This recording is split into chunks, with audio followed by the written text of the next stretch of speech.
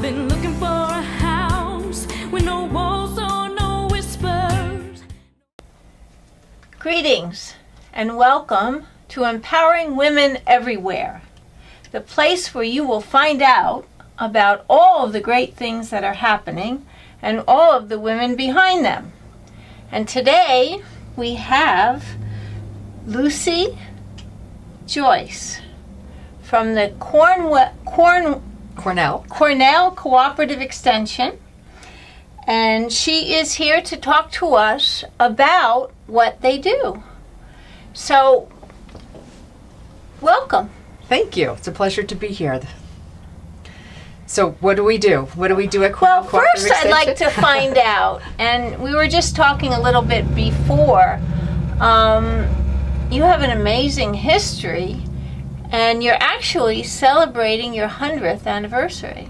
We are. So I'd like to hear a little bit about that, how you were formed and Okay. what the mission is and how Okay. you got started. Okay, so Cornell University Cooperative Extension in Orange County, our mission is to, we enable people to improve their lives through experience and research knowledge.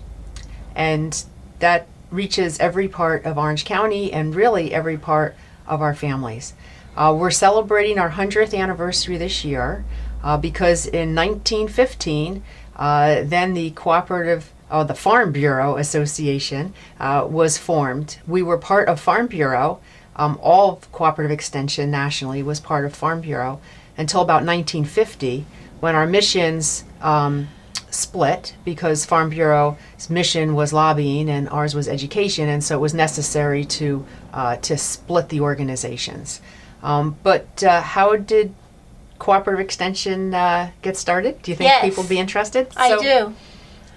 It really starts way back in the Northwest Ordinance in the late 1700s, where this concept of the federal government offering land to states for public education. But it really became codified with the Morrill Act in 1862. Mm-hmm. This was the middle of the Civil War, and President Abraham Lincoln really embraced this concept that was developed in Congress. And it was also a carrot, if you will, to encourage the southern states to rejoin the Union so that they too could benefit. So the federal government owned vast amounts of land in the West, and each state was given substantial pieces of that land for them to sell in order for them to build a public university, which would educate the citizenry. This was very important in our young democracy, to have an educated citizenry in the areas of agriculture, military arts, arts and sciences. And so that began. And in New York State, our land-grant university is Cornell University. So basically, everyone's talking about free university for the people and the citizens in the U.S. And we've actually had a system that a lot of people haven't taken advantage of. Well, it's not free. It would still cost you tuition to go to Cornell. Cornell is, I think, the only university that's a land-grant university that's both public and private. So, for example, in Pennsylvania, Pennsylvania State University, or Penn State, is the land-grant university, but Pennsylvania University of Penn, of course, is part of the Ivy League, and that's a private university. At Cornell, there are 7 colleges, 4 of which are public universities and part of the SUNY system, and the other 3 are private, part of the private college. So New York, sometimes we're a complicated state, so even our own cooperative extension system is a little more complicated than in some of the other states. Okay. How did you become involved with the cooperative extension?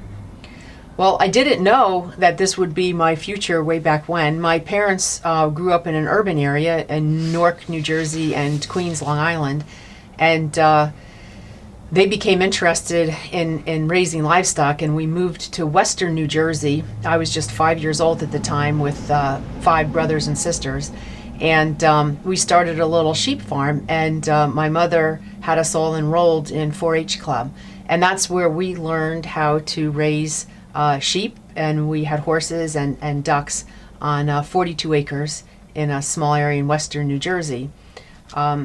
That began my interest in animals. But then I went after college into the Peace Corps, and there was a position there for a 4-H extension agent. Here we call them educators now. And interestingly enough, our cooperative extension system is similarly organized in about 60 different countries, and including Thailand. And so I served for 2 years as an extension agent for 4-H in southern Thailand, in the Songkhla province.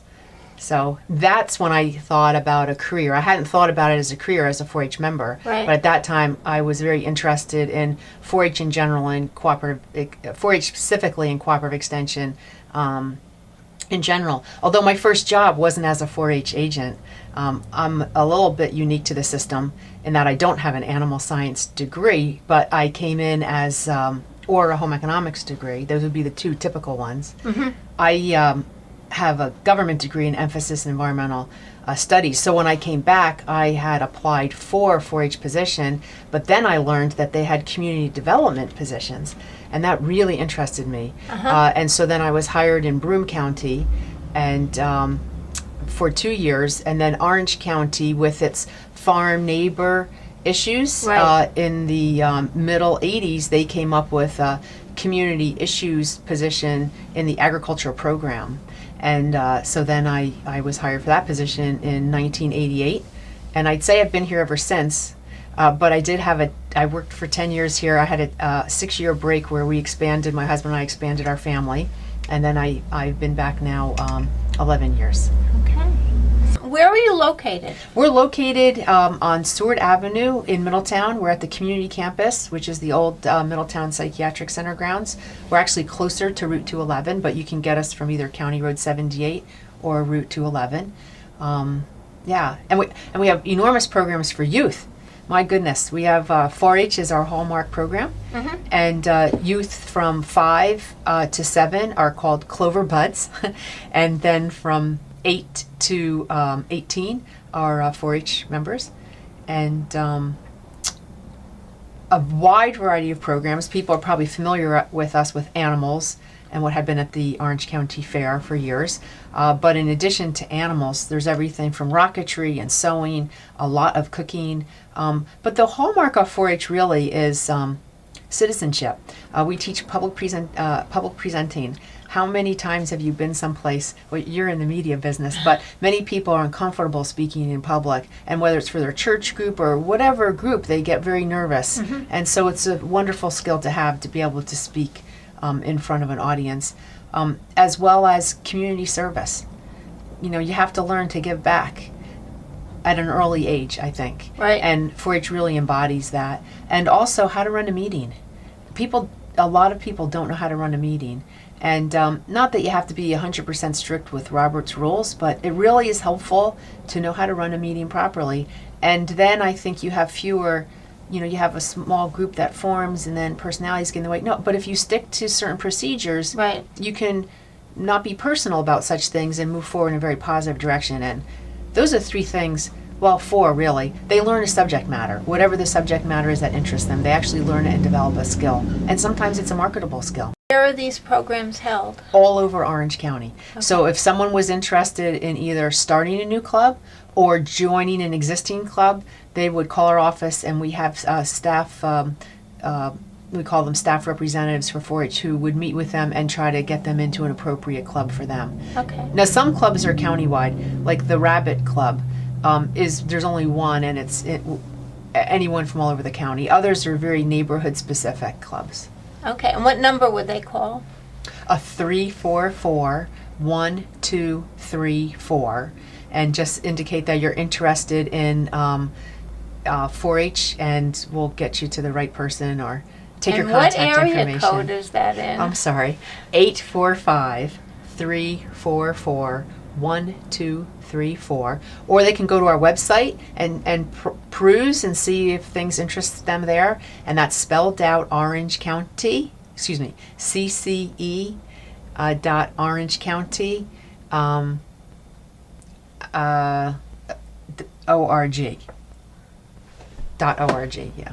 Okay, so it's CCE Orange County. Orange County? Yeah, cceorangecounty.org. Sorry. .org. Yes. Right. So basically, if a parent is working or both parents are working and the children come home from school, they can have a program where they can participate and learn life skills and learn public speaking and learn about, I guess. Yeah, it's generally a very parents are generally very much involved. So the after school programs or tied with that are more in our cities than in our rural areas. Would be the clubs that staff would assist with. Right. We prefer, it's not a drop-off program. We really prefer that parent or responsible, much older sibling or someone would be involved. And then also parents share. So you're busy one time and you live close by, I could pick up your child and vice versa, so kind of like they do with sports and other school activities. People might carpool. We, of course, encourage that as well. But yeah, so it's a very fun program. But people can really learn a lot about it. Well, I don't want to get ahead of myself. Go ahead, get ahead of yourself. Get ahead of myself. Go on. So we're building an education center and 4-H park in the town of Mount Hope. Okay. It's got an Otisville address just outside the village of Otisville, and we're very, very excited about it. It's a huge project. We outgrew the Orange County Fair, so we've been in transition for 3 years, and we're starting back up again full force this July, and that's why it's so exciting. And we have a ribbon cutting on Wednesday, July 22nd at 3:30. And a number of dignitaries and others will be there, Chamber of Commerce, to help us cut the ribbon. But on Saturday, July 25th, we encourage anyone who's interested in the park, in 4-H, in any of our programs to come on out. I mentioned we're celebrating our 100th anniversary, so this is our 100th anniversary big celebration. We're celebrating with Orange County Farm Bureau. Menacing Valley Kiwanis is sponsoring our chicken barbecue, but there's veggie burgers for those who don't want chicken available also, and that will be from 5 to 7. Our staff will have a wide variety of activities going on. The rabbit show will begin early in the morning, but we're encouraging guests to come from noon to basically 8 or 8:30 at night. And so the rabbit show will be going on. We'll have some horse demonstrations there as well. There's a STEM, science, technology, engineering, math, science fair will be there as well. There's going to be games for kids to play. And we want to memorabilia displays, all the projects that the kids have made throughout the year. So if someone thinks they might be interested in 4-H, Saturday would be a great time. But people are welcome anytime from the ribbon cutting all the way through Sunday at about 2. Now the ribbon cutting is going to be on, is that Friday? No, that's a Wednesday. Oh, Wednesday. Wednesday, July 22nd at 3:30. And the location again? Yeah, 300 Finchville Turnpike in Otisville. Okay. So they can come to the ribbon cutting.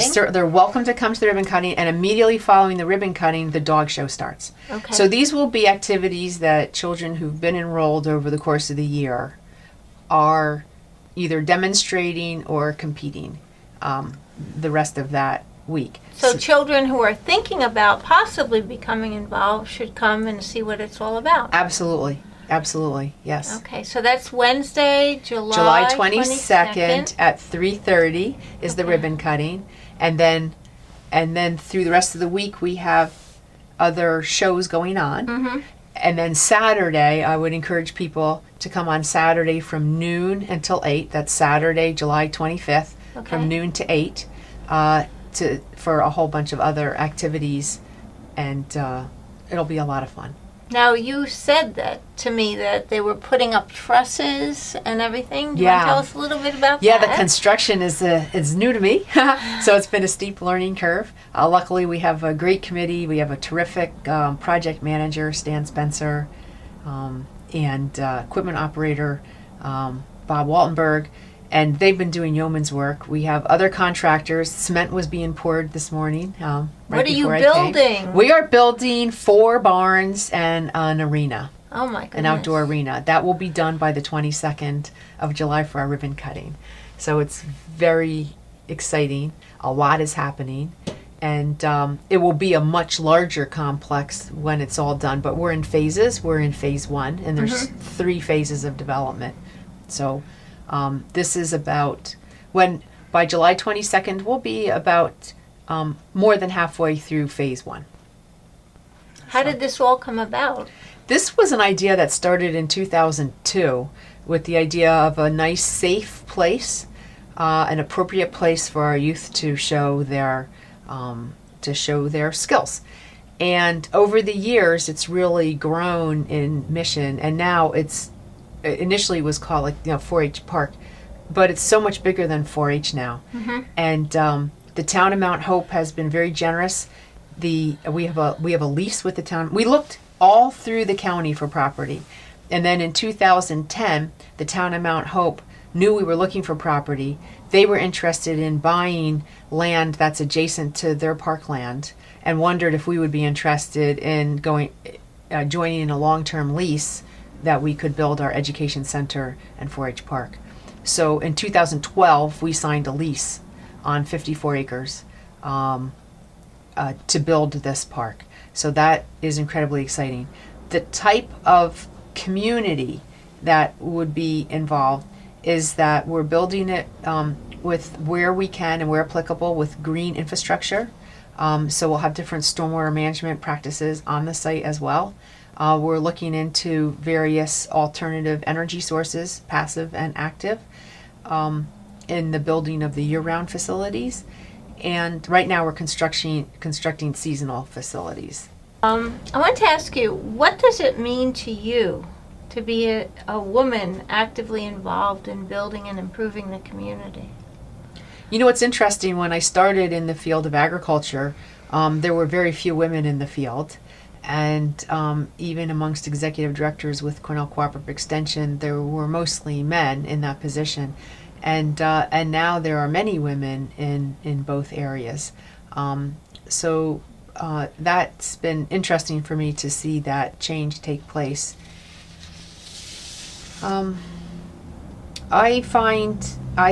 feel I have tremendous support from men and women in the county, and I have men and women who are my mentors as well, who've just been really great in offering advice and guiding me with new areas. You know, anytime there's a new area, Right. People are willing to help me.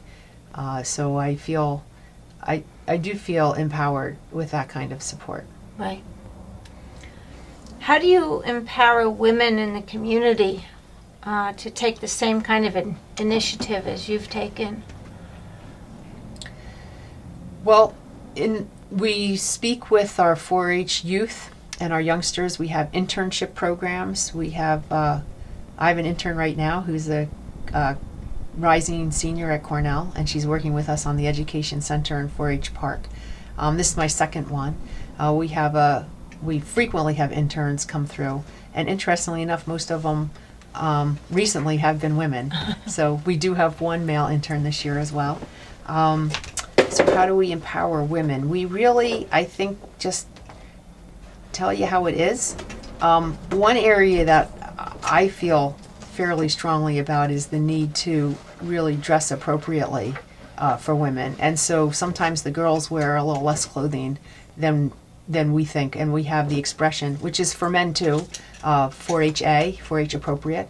And so they're told when they go places that they need to be appropriate. So for the boys, they can't be wearing their pants down, too low. And for the girls, it's cover up. Yeah. You got to cover up. And I know my own daughter thinks that I'm conservative, which I am. But I think that's very useful for women, that you're known for what you can do. Right, not for how you And look. still look attractive, but Right. yeah. Also, I think what you did with the budgeting and with teaching the nutrition for that woman that was the homemaker was really empowering for her, because Yes. she went from eating improperly to eating nutritionally, getting more energy. Yeah, that was a really great letter to get from her. How our educator Sandra had changed her life, and she took the time to write me a letter about it. We work with tremendous numbers of women in our nutrition program, and we have a couple of nutrition programs, but one of them is specifically tied to families with children, and overwhelmingly, it's the mother that we're working with. Yeah. So. I can imagine, because I know that if you're not getting the proper nutrition, you are not in a good mood. No, it's true. So It's true. I think a lot of the temper tantrums that we may see with some of the young children might be a result of them not having the proper nutrition. And you can't really think about what you're learning if you're not adequately fed. That's true. And we have a number of programs for parenting where we encourage both parents. And this really allows parents to have meaningful conversations about their differences in parenting. And it provides a safe place for them to have that discussion that's usually in an unemotional setting. Right. So for more productive conversation. Yep. I participated when our son was about 2 in Discipline is Not a Dirty Word. And it was really interesting to hear how the other parents might respond to behavior or what have you. And in the class, there was one woman who said it was hard for her children to go to bed.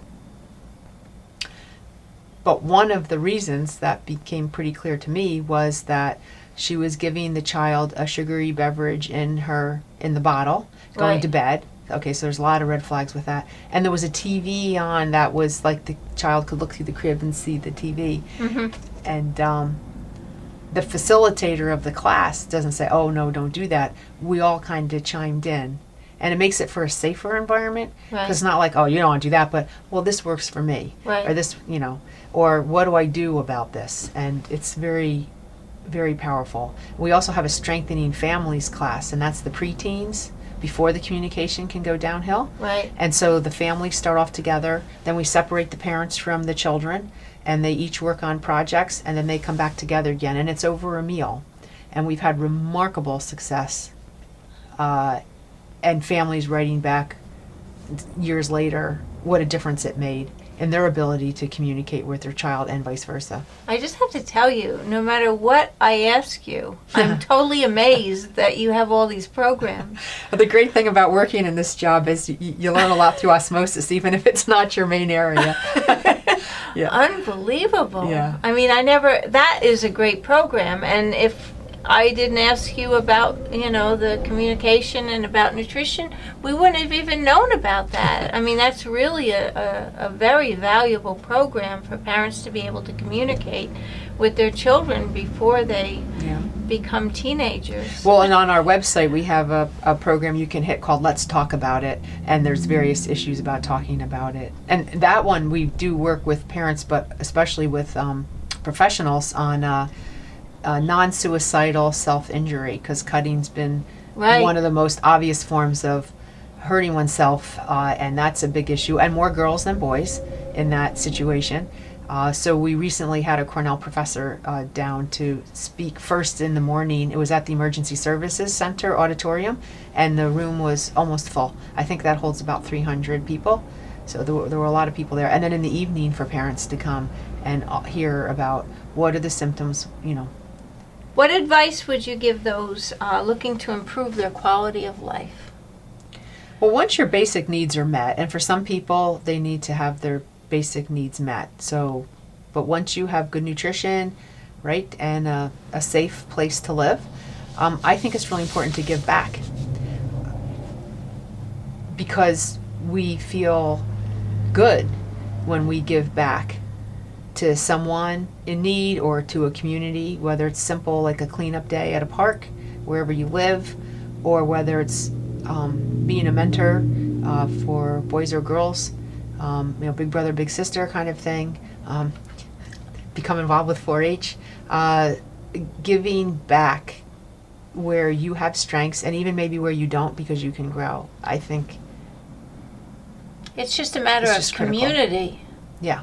Because when you're giving back, or even when you're receiving or giving back, it's a flow of community. So. And a lot of good comes from it. Yep. So.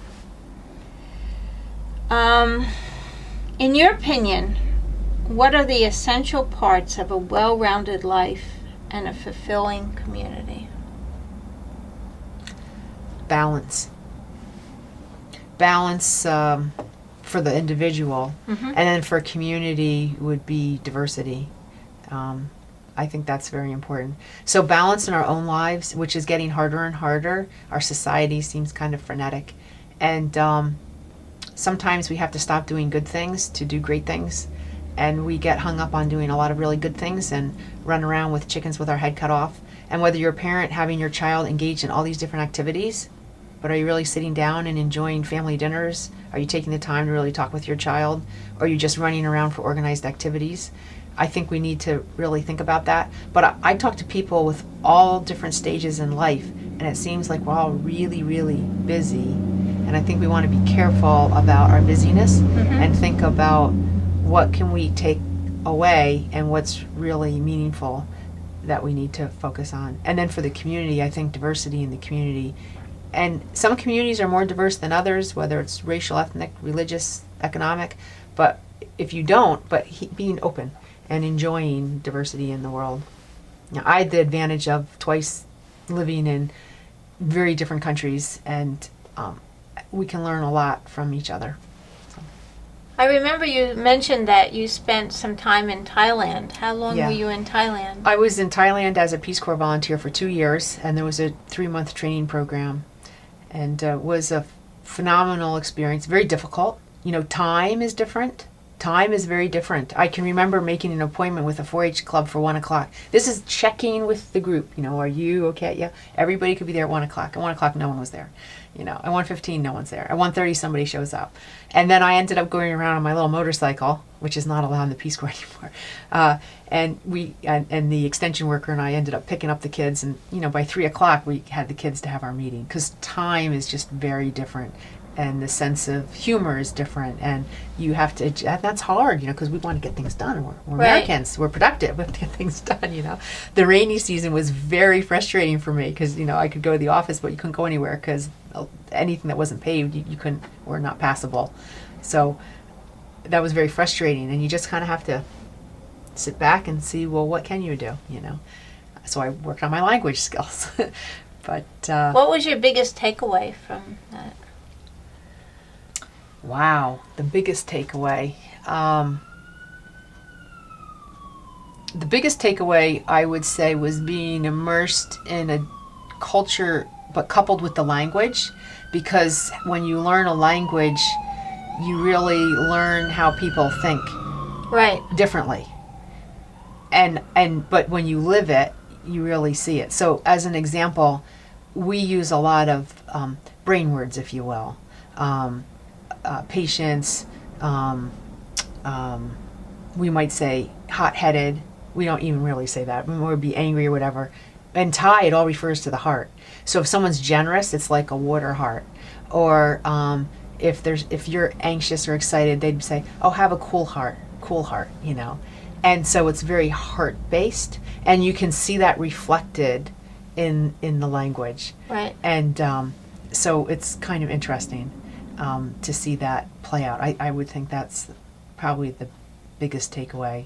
And the other, which directly related to my work, was, you know, you have to give people what they want, even if you're right, and you may or may not be right, but if you think something else is more important, you have to give them so they develop relationship and trust, and then you can work on what you think is important. And I find that in our extension work, we might have a brilliant idea, but if people aren't ready for it yet, you have to do other things to bring them in, and then it might be a few years. So be patient.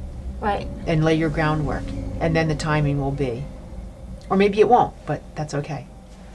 Well, I want to thank you for coming today. Well, thank you so much for having me. It's been a pleasure. And it's really been enlightening to find out all about the great things that you're doing and all the things that, you know, everyone can participate in. And there are cooperative extensions throughout the country. Oh, every state. Every state has them. Yeah. So even if we're not in New York State or in Orange County, people can still participate and find out what's available in their local area. Yeah, Cornell Cooperative Extension it reaches every county in New York State, including New York City, all the counties in New York City. So. Right. Well, thank you so much. Thank you.